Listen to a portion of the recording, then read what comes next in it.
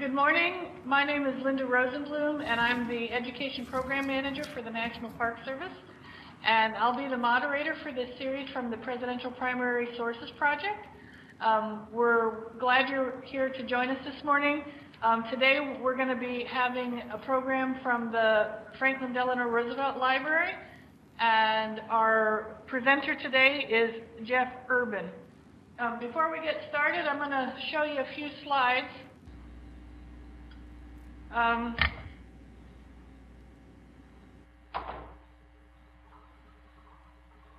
see.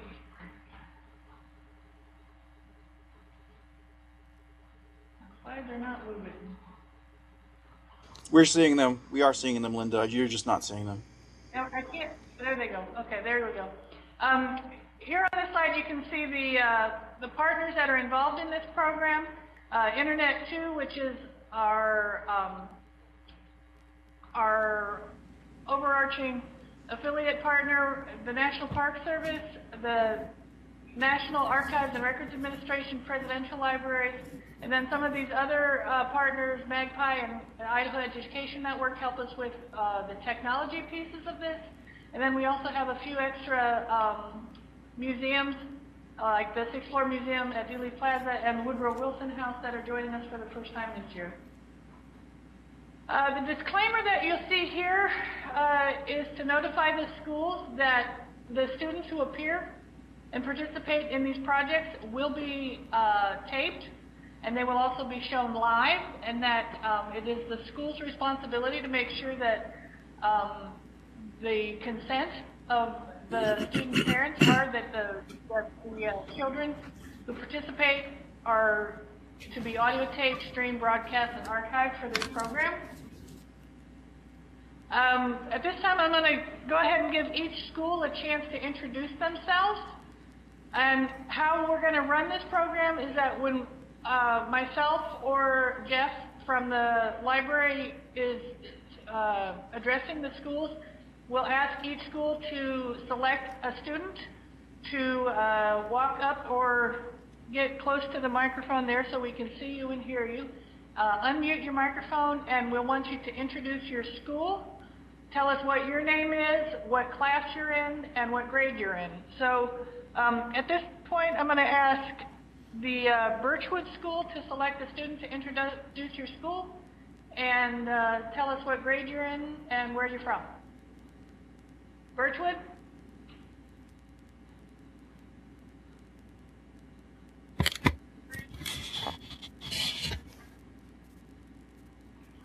Hi, I'm Jasmine Kirkwood, and I'm from...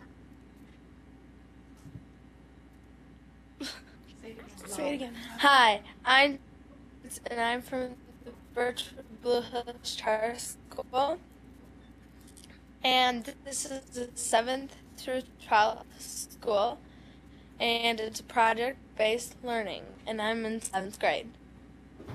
Great. Thank you. Stanford Public School, can we have somebody introduce your class?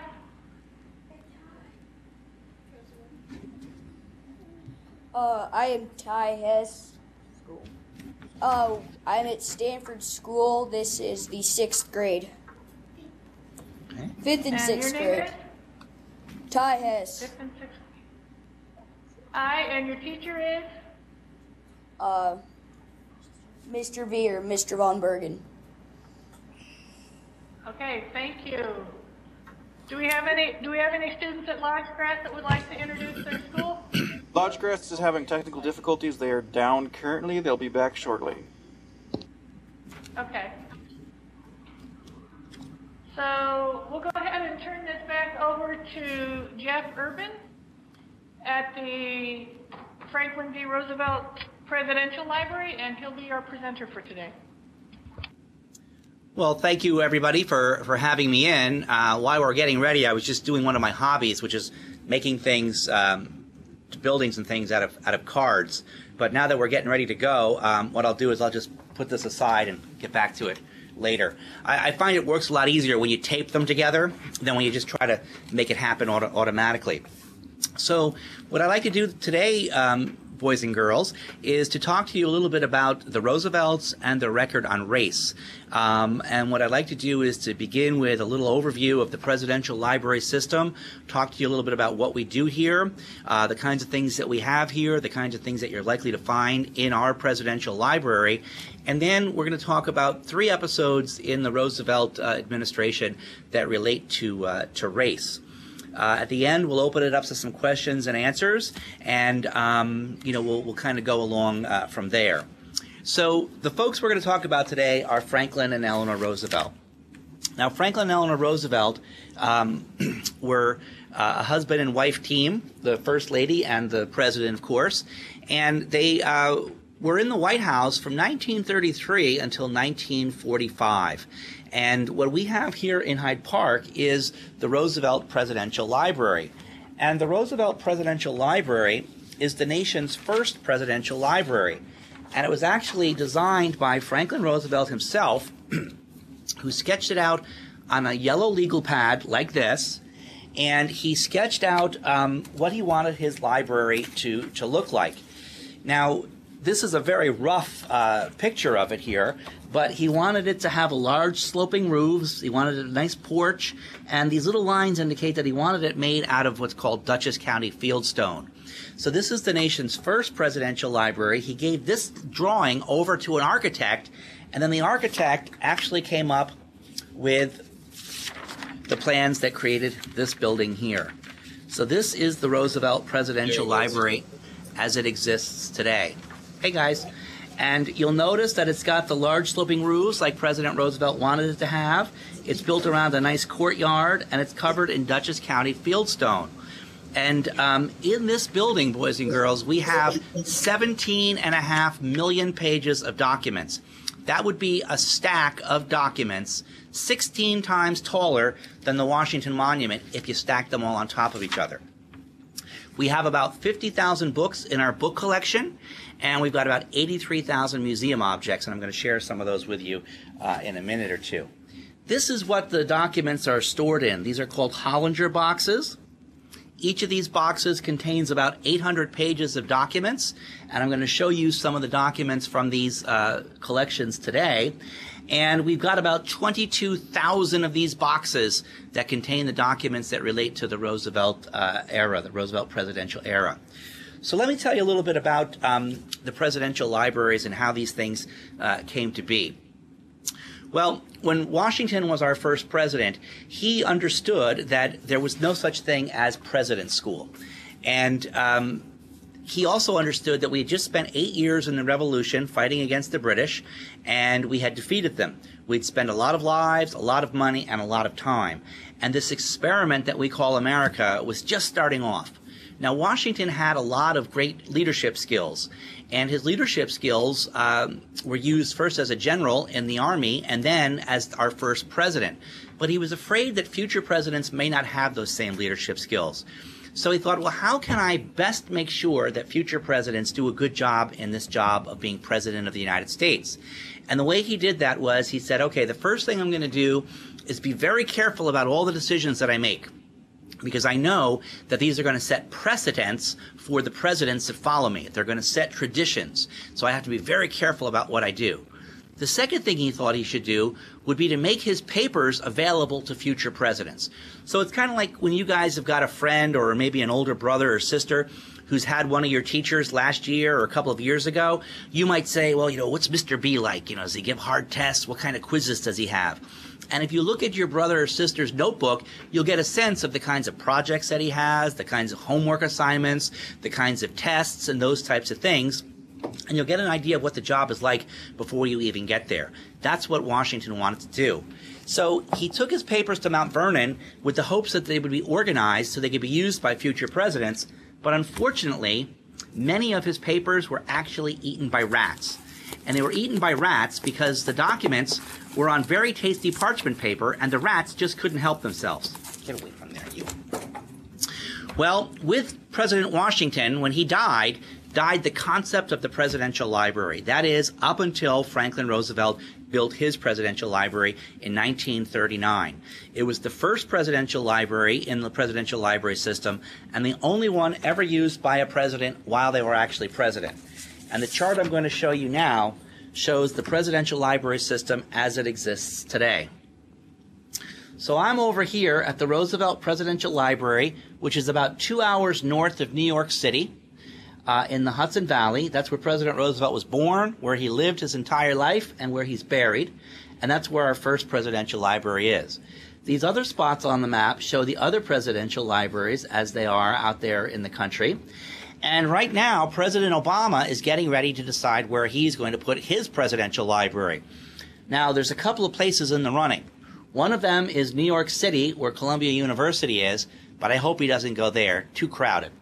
Another one is in Chicago, where he was a community organizer. Chicago's pretty nice, but it's too cold. And the other place he's thinking about is in Hawaii. And that's where I'm hoping he puts it, especially after this rotten winter that we've had. We've got about 3 feet of snow over the course of the winter, only about 1.5 feet out there now. But we just keep getting clobbered and clobbered and clobbered. So in the next couple of months, the president is going to decide where he's going to put his presidential libraries, and you'll find out the kinds of things that he has in there as well. Now, the thing that's important about Franklin Roosevelt is that he was president during two of the most critical times in American history. The first being the Great Depression, and the second being the Second World War.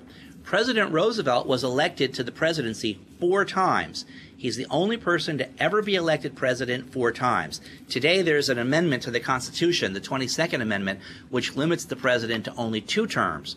But Roosevelt was able to be elected 4 times as president. And he dealt first with the Great Depression, which was a quarter of the country was out of work. You know, we've just kind of come through the Great Recession. Well, the Great Depression was way worse than the Great Recession. And he also got us through the Second World War. And so those were 2 very important things that he got us through. Now, the other exciting thing about Roosevelt is that he got all that accomplished from a wheelchair. President Roosevelt was a victim of polio. At the age of 39, he contracted polio and was never able to walk unassisted again.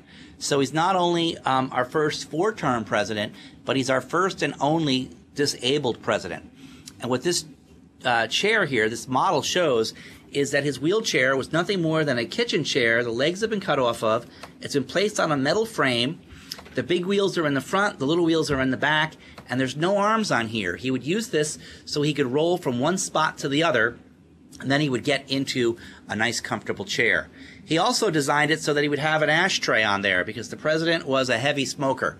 He was a heavy smoker, boys and girls, and today he's dead. So don't start the smoking habit.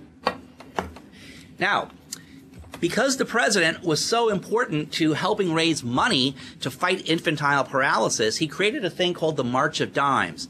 And the next time you kids get a roll of dimes or come across some dimes as pocket change, I want you to open them up and take a look at what you find on that dime. And what you're going to see on the dime is actually a portrait of President Roosevelt. Now, we've got some 3D technology we're going to use here with you, so you can take a look at this closer. Okay. So there he is on the dime, Franklin Roosevelt. And that's because he helped to raise money to help fight infantile paralysis. 16 million dimes were sent into the White House, and today we don't have to worry about polio. So President Roosevelt did quite a bit of work for the country, first with the Great Depression, second with the World War, and he did a lot of good in the country and also in the world. But what we want to talk about today is the Roosevelt record on racism. And so we're going to move to that section now. Now, generally speaking, Roosevelt is ranked among the top 3 presidents in the United States. First being George Washington, second being Abraham Lincoln, and third, usually among historians, is Franklin Roosevelt. So he did a lot of good things, but his record on race is a little bit mixed. And that's what I want to talk about with you today. Now, before we get started, let's talk a little bit about what is racism. Does anybody want to put out a definition of what racism is? Racism is like the Can you tell us what school you're from when you ask the question, please? I think is that Birchwood?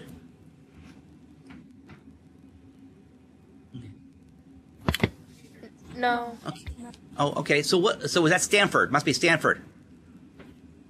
Okay. So what is racism? I heard somebody start to tell me. Racism is the differences between whites and blacks, and they call them the Negro type. And then we think we're superior than them. Okay. So we start to like make fun of them. Okay. And does racism still exist today in this country? Yes. It sure does, right?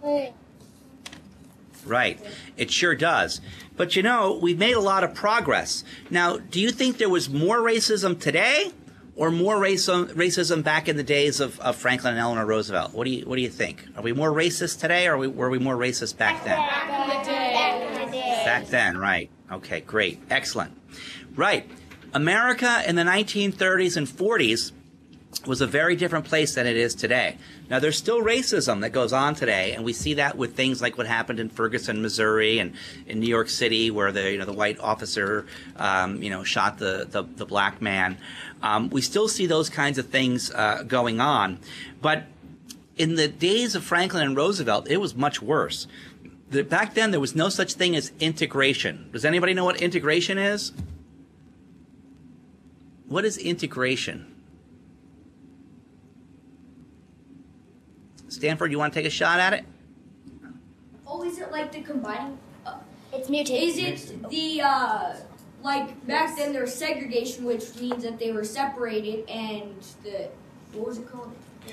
Integration means that they are now together and working together and stuff. That's exactly right. Segregation is where people of different races, in this case blacks and whites, are kept separate from each other. And integration is where they begin to live, in the same neighborhoods, go to the same schools, work in the same places. And back in the Roosevelt time, there was a lot of segregation, especially in the South. And people were kept apart by tradition. It had always been that way. They were kept apart by suspicion, because we didn't trust people that didn't look like us. We didn't trust people that had a different culture than we did or different ways of doing things. And they were kept apart by prejudice, just ideas that we have about people that aren't really based upon any, real evidence. And they were also kept apart by bigotry. So these are some important words when we talk about racism. Integration, which means bringing people together. Segregation, which means keeping people apart. The idea of prejudice, which is having a feeling about somebody just based upon, who you think they are, not who they actually are or who they actually show themselves to be. And this idea of bigotry, of not liking people who are different than you. But back in the time of Roosevelt, blacks and whites were also segregated or separated by law.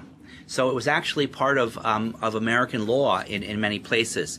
And history shows that there was a much different place back then. Blacks were discriminated against in housing. They couldn't live where they wanted to live. In employment, they couldn't work where they wanted to work. In education, they couldn't go to school where they wanted to go to school. And even simple things like buses.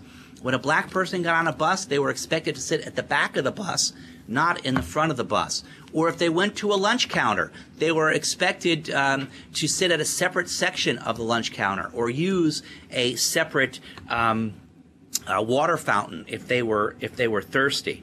Okay, so the world the Roosevelts lived in was much different than the world that we live in today. And I want to talk about 3 examples of Roosevelts and race. And the first one deals with Mrs. Roosevelt. And Mrs. Roosevelt, we'll go back to here. Here's what she looks like. Okay. Mrs. Roosevelt was a member of an organization, and the organization was called the DAR, the Daughters of the American Revolution. And there was a young woman by the name of Marian Anderson who was an African-American woman. She was supposed to give a concert in Washington, D.C. at a place called Constitution Hall. But They wouldn't let her sing there because she was an African American. They wouldn't let her sing at this concert at Constitution Hall because her skin color was black. Now, when Mrs. Roosevelt found out that it was the DAR, the Daughters of the American Revolution, that were sponsoring this event, Mrs. Roosevelt, who was a member of that organization, decided that she would resign her membership, and she resigned it in protest against the DAR. And what we have here is a document, which is the letter that Mrs. Roosevelt sent. Now, I don't know how well you're going to be able to read this,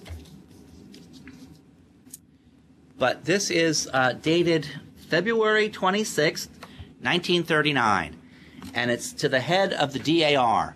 And Mrs. Roosevelt says, "I am afraid that I have never been a very useful member of the Daughters of the American Revolution. So I know it will make very little difference to you whether I resign or whether I continue to be a member of your organization. However, I am in complete disagreement with the attitude taken in refusing Constitution Hall to a great artist. You have set an example which seems to me unfortunate, and I feel obliged to send in to you my resignation. You had an opportunity to lead in an enlightened way, and it seems to me that your organization has failed. I realize that many people will not agree with me, but feeling as I do, this seems to me the only proper procedure to follow."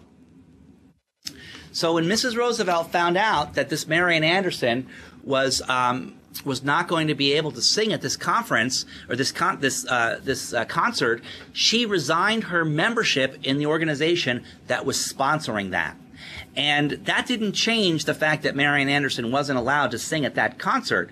But what happened was 2 months later, on the steps of the Lincoln Memorial, there was a concert given, and Marian Anderson was the premier singer at that concert.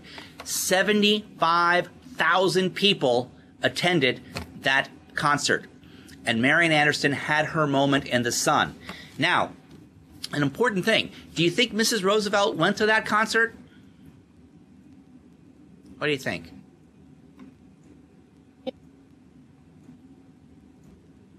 You think she did? Okay. What about the other schools? You guys think she went to the concert on the steps of the Lincoln Memorial for Marian Anderson? Yeah? She didn't go. She didn't go to that concert for a very important reason. And the reason goes all the way back to March 17th in 1905. That was the day that Eleanor Roosevelt got married. And when she got married, her Uncle Teddy, who happened to be Teddy Roosevelt and was President of the United States, walked her down the aisle at her wedding. And because he was President of the United States, everybody was taking pictures of him. And he stole the show at her wedding. It'd be kind of like if you guys had a birthday party and your kid brother or sister was hanging around and, taking all the attention and, bugging all your friends and all that sort of stuff. Well, that's kind of what Teddy was doing. So Mrs. Roosevelt remembered that, and when the concert was arranged on the steps of the Lincoln Memorial, she didn't attend the conference or the concert.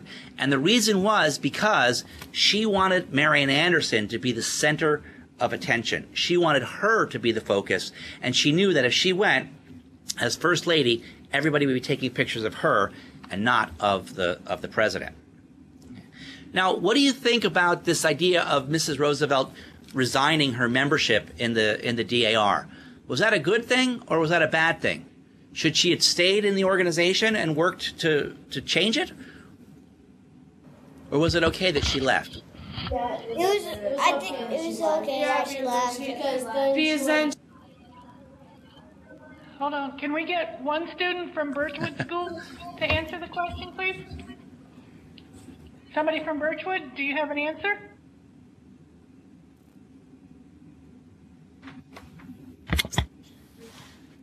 You think she should have stayed? Oh, no, I think it was okay that she didn't. I mean, Okay. to get your point across to somebody, even if it's just really small. Okay. Yeah. That's right. That's exactly how Mrs. Roosevelt looked at it. She saw it as, I've got two choices.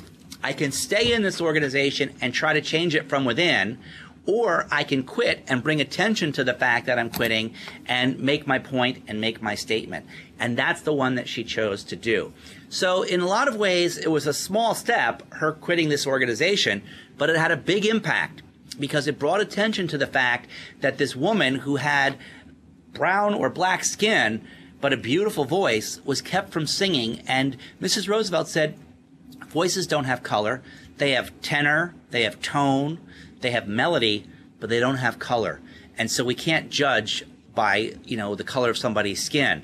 And 75,000 people on that concert at the steps of the Lincoln Memorial got that message. And it was a big step forward in terms of helping African Americans raise awareness in the general population about the kinds of segregation that was going on in the country.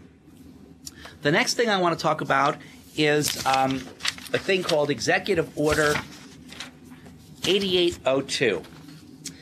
And this goes back to this idea of the segregation. Blacks and whites couldn't work together. And if a black person came to work in a factory, they would be given very menial jobs. In fact, in some of the defense factories, there were, as we were getting closer to the war, there were African Americans who were coming in and training white workers. So the white workers were being trained by the black men who were working at the company, but then the white men would get a higher position in the company than the black men who had trained them. And this was something that that a lot of people didn't like. And so there was a movement to bring a march on Washington to bring awareness of this fact that the blacks were not getting a fair shake in terms of jobs. And so Franklin Roosevelt issued Executive Order 8802.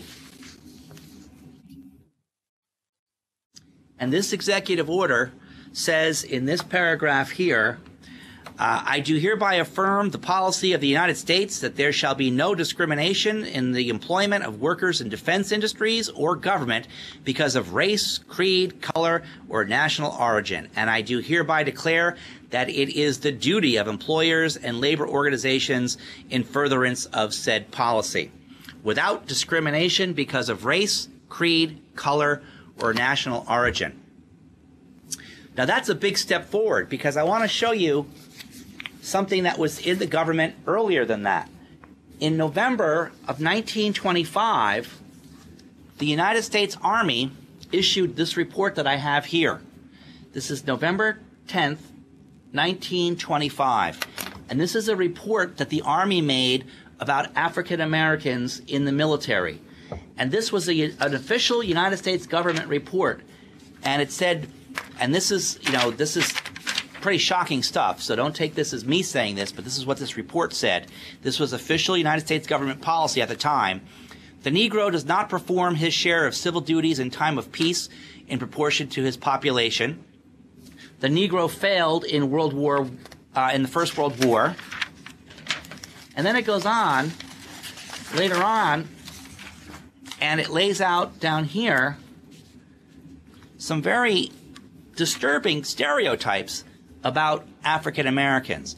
Now, at the time, Negro was the term. We didn't use the term African Americans. We used the term Negro. But this is an official Army War College document, and it says down here, the Negro is physically qualified for combat duty, but he's by nature subservient and believes himself to be inferior to the white man. All right, so somebody, I think at one of the schools had mentioned that. He's most susceptible to influence from crowd psychology, so he doesn't think for himself. He cannot control himself in the fear of danger to the extent that the white man can, and he has not the initiative and resourcefulness of the white man. He's mentally inferior to the white man. Now, this is official government policy in 1925. And so when the war started in World War II, African Americans were given jobs basically driving trucks or working in kitchens and things like that. So for President Roosevelt to issue this executive order, thereby integrating the defense industries, it was a big step in policy from the 1925 War College report to this executive order here of 1942. So it was a big step forward. Now, could Roosevelt have gone further and said, we're going to desegregate everything in the country with an executive order? He probably could have done that. But he took the small step first of integrating or ending segregation in the military offices here and the military factories first. Now, why do you think the president would issue an executive order about this? Why wouldn't he just go to Congress and ask the Congress to pass a law that integrated blacks and whites in the defense industries? Anybody have any ideas for that? Why wouldn't he go to Congress? Why would he do it as an executive order? Do we have somebody from Lodgegrass that would like to answer that question, please?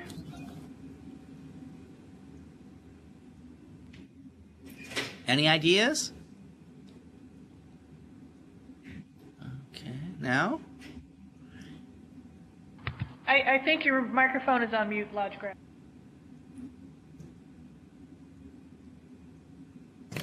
No more. There we go. Okay. I'm sorry, I wasn't able to hear you.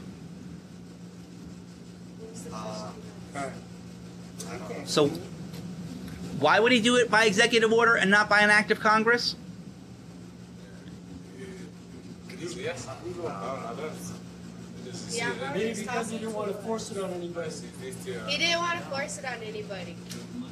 Okay. He didn't want to force it on anybody. That's one way of looking at it. But one of the reasons, the real reason that he didn't want to do it by going to an act of Congress is because he knew he couldn't get it passed. Remember, we talked about how racist the country was then, and he knew that he would never be able to get this act through Congress. So he did it by executive order. Now, this is very similar. I don't know if you're following what's going on with immigration right now, but the president recently issued some executive orders about immigrants in this country, and he did that because he claimed that he wasn't getting any bills from Congress about immigration, so he took it upon himself to issue an executive order about immigration. And that's what President Roosevelt did back in 1942 with this executive order. He issued an executive order because he knew that he couldn't get the support from the Congress. You know, if you look at the United States, a lot of these southern states down here were still segregated in the 1930s and 40s, all the way into the 50s, and even some of them, you know, beyond that. And so in order for anything to get passed, President Roosevelt knew that he needed the support of the Democrats in the Congress from these states down here, and he knew that he wasn't likely to get it. So he went around them and issued the executive order instead. Now, again, it's only desegregating the military industries, not all of society. So one of the criticisms is, well, why didn't he go further? And he didn't go further because he didn't want to force it on people, and he knew that people weren't ready for it just yet. So he took the action that he was able to take as he could. The third example I want to use with the Roosevelt and race is a thing called the Tuskegee Airmen. Does anybody know who the Tuskegee Airmen are? Anybody ever heard of the Tuskegee Airmen? Anybody? Okay. The Tuskegee Airmen were a group of African American pilots that went to a place called Tuskegee, Alabama, and remember that that war report that we saw a minute ago, right? This said that African Americans weren't really smart enough to do anything but drive in the driving pool and, you know, work in the kitchens and such. But in 1942, there was an experiment, the Tuskegee Airmen, where African American pilots were taught how to fly planes. And the African American pilots, there was over 1,000 of them, and Mrs. Roosevelt went down to Tuskegee, Alabama, and she took a flight with this gentleman here by the name of Colonel Anderson.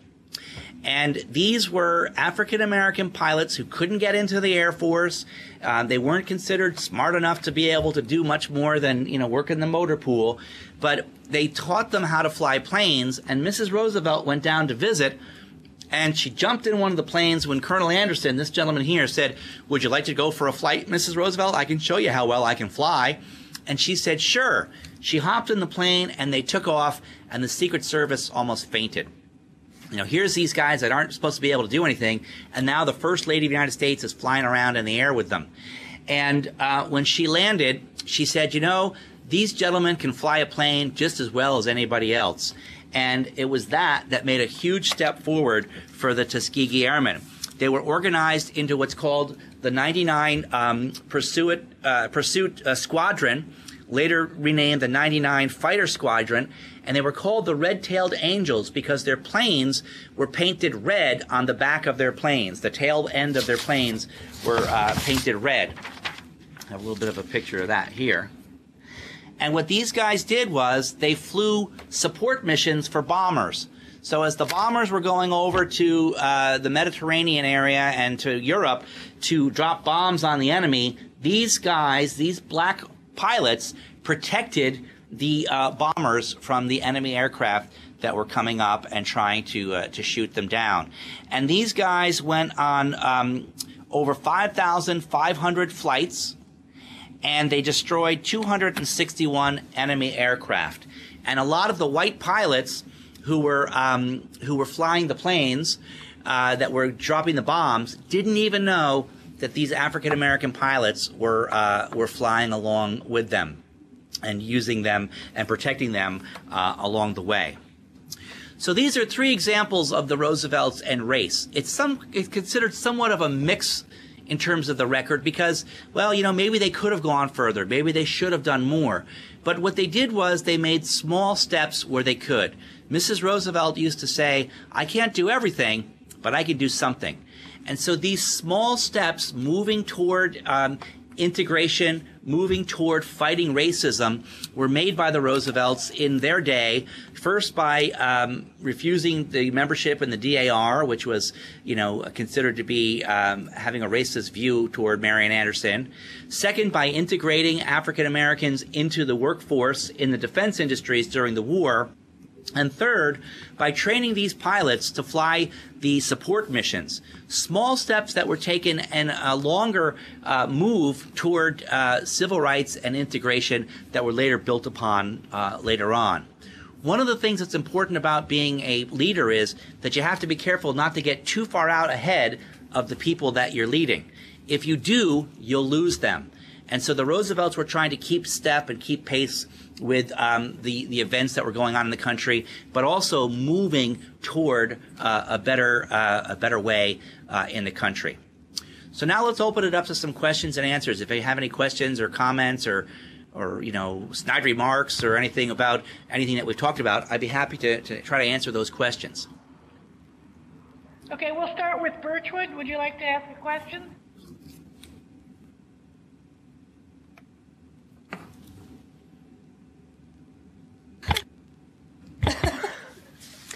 Why don't all the presidents have presidents' libraries? Good question. The presidential libraries started with Roosevelt. He was the first one to have a presidential library. Prior to that, when the president was president and they left office, they took their papers with them. Sometimes the papers were placed in hot, dry attics where they became brittle and deteriorated. Sometimes they were placed in wet, damp basements where they became musty and moldy and deteriorated. Sometimes if a presidential signature was on a document, it might be cut off and sold for its autograph value and the document simply discarded. Sometimes the families got tired of moving all the papers around and they just got rid of them. So we lost a lot of our presidential history from Washington all the way up to Roosevelt. Roosevelt decided these papers were so important because he was getting us through these two important times in American history, the Great Depression and the World War, that we needed to preserve this history. And so since then, presidents have agreed with that, and the government has now set up the Presidential Library System, which is part of the National Archives and Records Administration. And if you go to our website, you can do a virtual tour of our museum. You have access to about 750,000 pages of documents like the ones we've been looking at here today. And they are great places to do research. They are great places to find out information about those presidents. So a lot of those papers now from those early presidents are in private collections or college or university collections. Thank you. Okay, Birchwood, do you You're have welcome. a second question from Birchwood before we move on to the next school? Anyone else in Birchwood?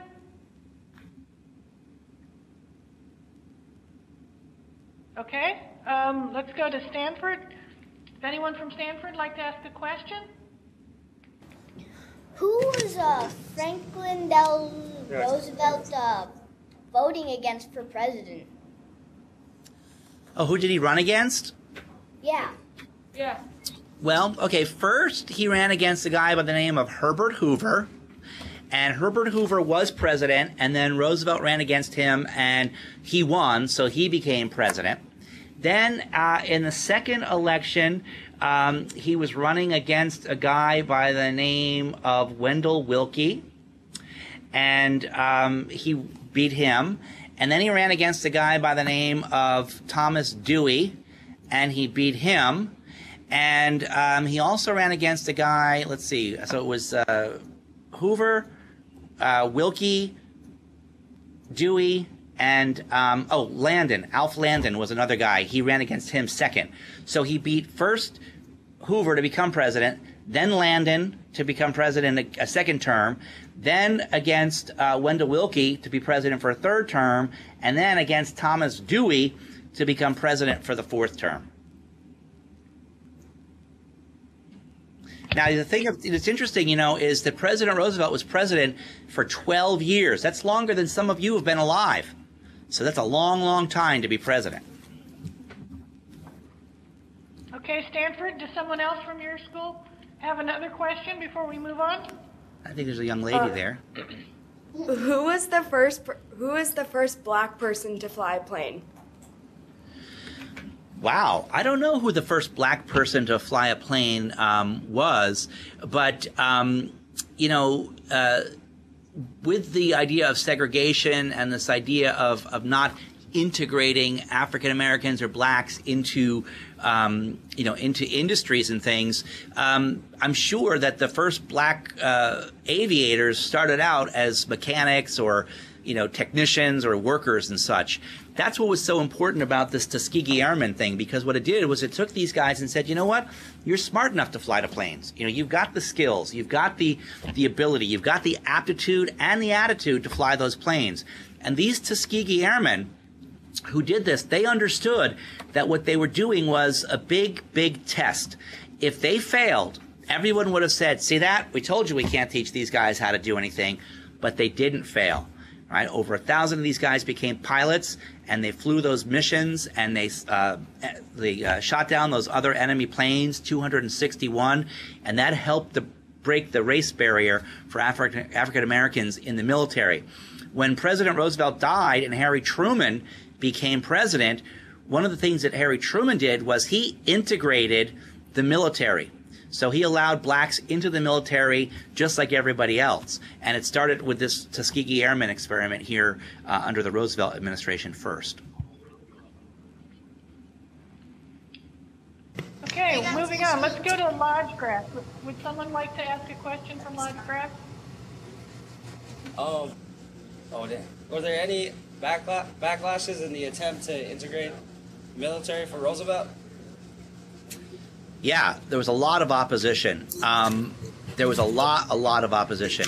You know, the thing about being prejudiced is that just because you make a law that says something's different, or just because you're allowing something different to happen, it takes a long time for people to change their minds and for people to change their hearts. So there was a lot of backlash against these guys. As a matter of fact, the pilots that were going to the Tuskegee Institute, which was at the University of in Alabama, they generally stayed on the campus because when they went into town, they would get beat up. When they went into town, they would be harassed and you know, made fun of and picked on. So there was a lot of opposition to these guys getting into the flight schools and into the military. And in fact, their unit was segregated. So when they were acting as the Tuskegee Airmen, that was a segregated unit. It was all black pilots. Many of the white pilots that were flying the bombing missions didn't know that they had African American support pilots that were defending them. So there was a lot of backlash, and the Roosevelts took a lot of heat for that. That's part of the reason why the steps that they made were small and incremental. When we look back at it now, we say, well, why didn't they do more? Of course these guys should be able to fly. Of course, a voice doesn't have color. It has tone and tenor. But in those days, given that backdrop of the way things were in the country with the racism, these were dramatic steps forward that the Roosevelts were taking.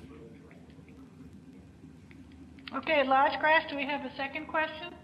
I have another question. I'm not asking. I'll ask. Okay. Were any of the airmen publicly honored after the Well, war? you should get right here. Shut up. The yes and no. The Tuskegee Airmen was these pilots. These guys went on and then they served with distinguished careers in the military. Many of them went into civil aviation, and they were seen as really pioneers in what they were doing. One of the things that was very interesting was that when President Obama became president, the first African American president of the country, when he was sworn in for his first term, he had some of the surviving Tuskegee Airmen come to his inauguration. So here were guys that were, considered not worthy of being able to fly, and from the time that they were making themselves known as pilots in the 1940s up to our modern day, they saw the changes occur so quickly and so dramatically that we actually have an African American president. So that doesn't solve racism. It doesn't mean racism's over or that there's no more racism, but it was a big step forward, and it was quite an honor for these guys to be able to see that, to go from a point where you couldn't sit, in the front seat of a bus to a point where you were sitting there watching an African American be sworn in as President of the United States. Okay, so I think we have a few more minutes. Anyone from Birchwood have another question?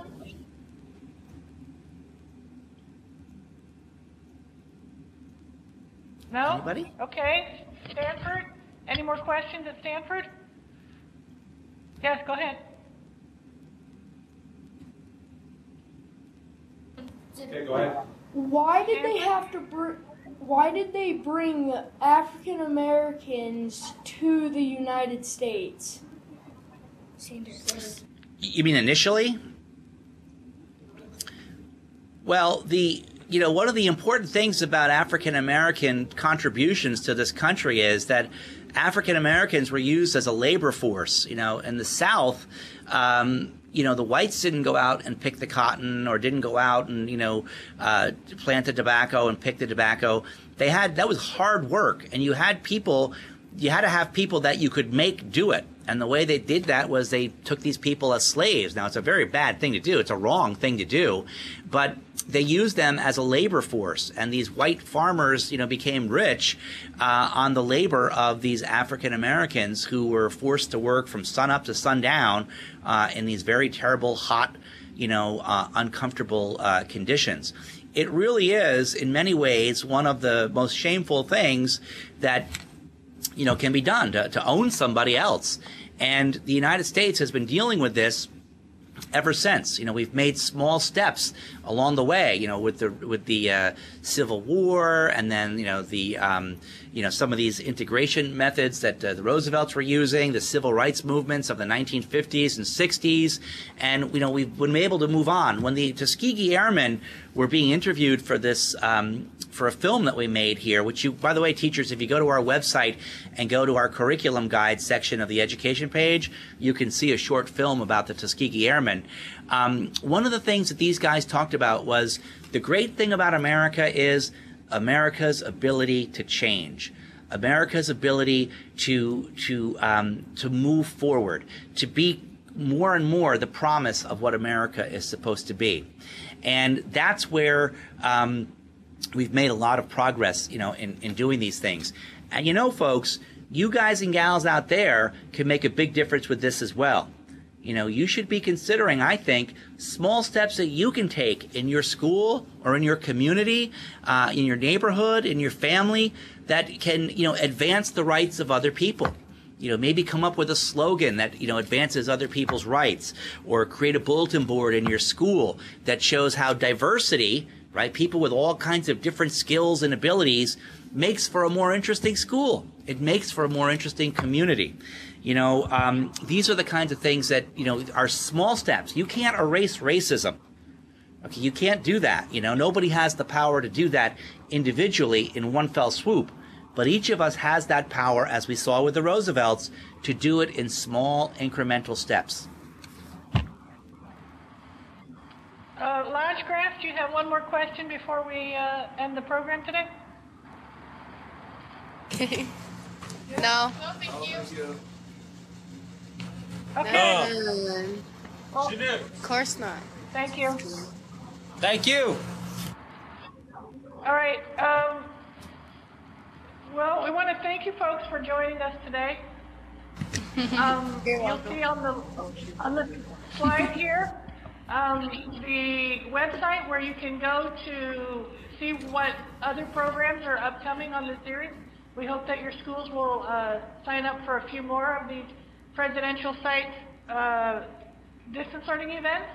And we want to thank Jeff Urban from the Franklin D. Roosevelt Library for being our presenter today. And at this time, we'll go ahead and end the program. Great. Thanks for having me, everybody. Yeah. Thank you. Thank you. Bye. I already had it up.